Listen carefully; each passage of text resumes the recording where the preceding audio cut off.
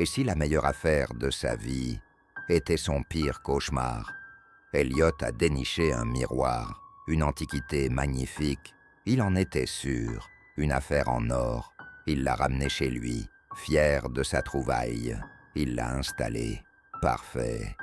Jusqu'à un grincement, léger, un frottement, à peine audible, derrière le cadre. Elliot a haussé les épaules. Vieille bâtisse, puis un flash, un truc, dans le reflet. À la lisière de sa vision, un frisson. C'est juste la fatigue, se murmure-t-il, n'est-ce pas? Depuis hier, son esprit vacille. Le miroir a bougé. Elliot l'a remis droit. Il s'en est détourné. Et il s'est remis de travers, tout seul. Il a cru devenir fou. Dans le miroir de sa salle de bain, une ombre passe, rapide, juste derrière lui. Elliot se retourne. Son cœur bat fort. Il n'y a rien.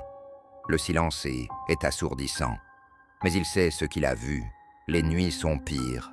Des cauchemars, des visages déformés, et ses yeux qui l'observent, fixement, depuis le miroir.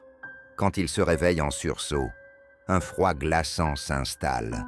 Ça n'est pas normal, pense Elliot.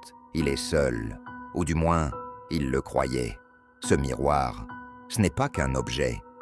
Ce matin, Elliot a vu la surface du miroir pulser, une ondulation subtile, comme si elle respirait, une légère odeur, poussière et vieux bois brûlé. Elle a flotté dans l'air. Elliot a frotté ses yeux, suppliant son esprit de se tromper. Puis le clateur, un bruit sec, un objet tombé. Il est seul chez lui, seul. Chaque bruit est un coup de marteau dans son esprit.